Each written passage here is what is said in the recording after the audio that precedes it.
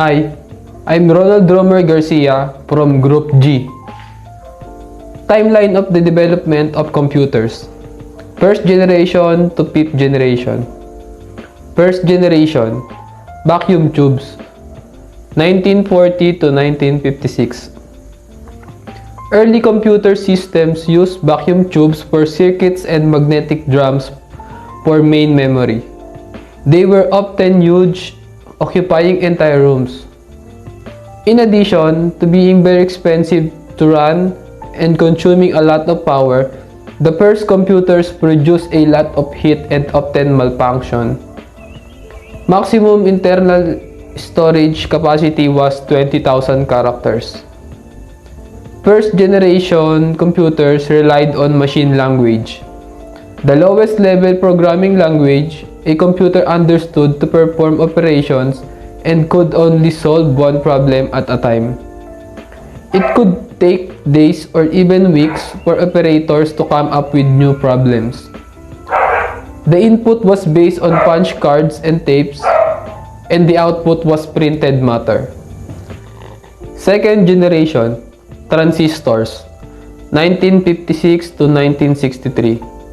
In second generation computers, transistors replaced vacuum tubes. The transistor was invented by him at Bell Labs in 1947, but was not widely used in computers until the late 1950s. This generation of computers also included hardware advances such as magnetic core memory, magnetic tape, and magnetic disk.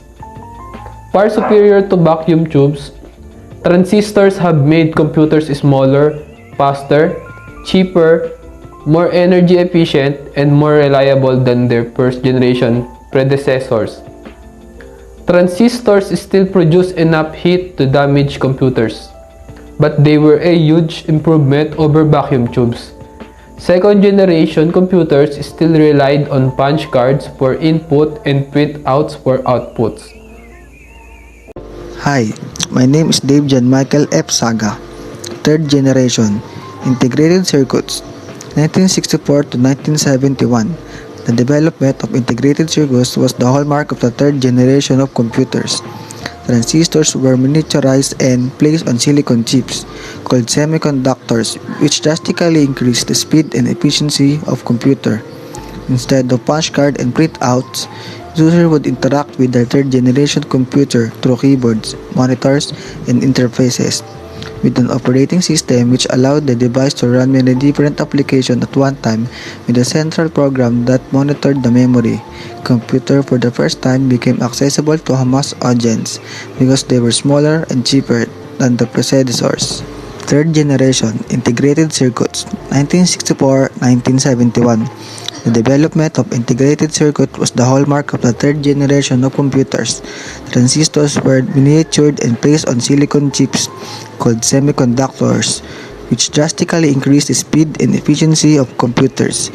Instead of punch cards and printouts, users would interact with a third generation computer through keyboards, monitors, and interfaces, with an operating system which allowed the device to run many different applications at the one time with a central program that monitored the memory.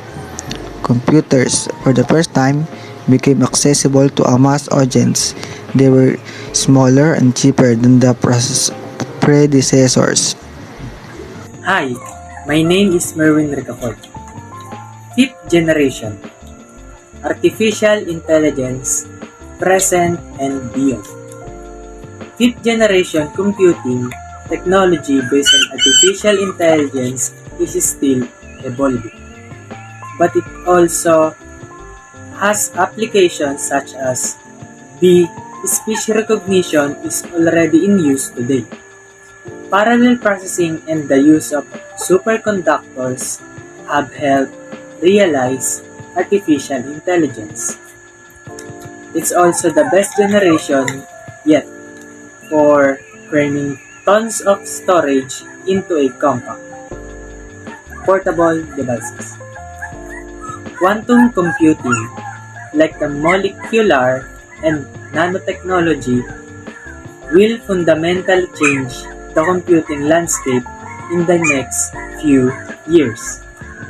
The goal of fifth generation computers is to develop devices that respond to natural language input and are capable of learning and self-organizing. Hello, I am Ebenezer S. Montolo and I'm going to discuss the history of the Internet. The Defense Advanced Research Project Agency DARPA launched the Internet in the United States. DARPA Administrator Bob Taylor oversaw the project, while consulting firms Bolt, Wawanick, and Newman created the network. In 1969, it started operating under the name Propelled Research Project Agency Network, or ARPANET. Ray Tomlinson made the discovery of email in 1972, which resulted in further advancements. Then there was the FTP protocol appeared, enabling interested parties to transfer the data between websites on the Internet. The development of ARPANET's Next Generation Network standard was started in 1973 by software developers Vince Cerf and Bob Kahn. The contemporary Internet was built on those protocols known as TCP or IP. After ARPANET accepted his TCP or IP in January 1983, researchers started to put together network upon network that would eventually become the current Internet. The online world now has more recognizable shape thanks to Tim Berners-Lee, who also designed the ideal user interface for knowledge to spread around the world. The World Wide Web, or WWW, is the name given to his invention, which is frequently confused with the Internet, but it is the online in the form of websites and hyperlinks. The web helped popularize the Internet among public and served as a crucial step in developing the vast trove of information that most of us now access on a daily basis. Thank you. I am Michael Tertius and I will discuss the origin of the Internet. During the year 1962 to 1982, the United States was concerned during the Cold War about an attack on its exposed and weak communication networks, particularly its phone lines. In order to allay those worries, the Department of Defense and the Massachusetts Institute of Technology started to create the closed, secure ARPANET computer network. However, security was harder to maintain as the network spread to more locations with more users. Year 1969, ARPANET went online and sent its first message from a computer at the University of California, Los Angeles, to another at the Stanford Research Institute, thanks in major part to research by Thomas Merrill and Lawrence Roberts, who developed the first computer network using telephone lines. Only the first two letters of the message "log in" were sent before the system failed. 4 computers were connected to ARPANET at the end of the year. And 1983 to 1991, from ARPANET to the Internet, as the network evolved, it became increasingly impossible for the Department of Defense to determine who was even utilizing the network, which led to significant security issues. The ARPANET, which later evolved into the Internet, was therefore developed and expanded to a large extent by scholars and the business sectors in the early 1980s.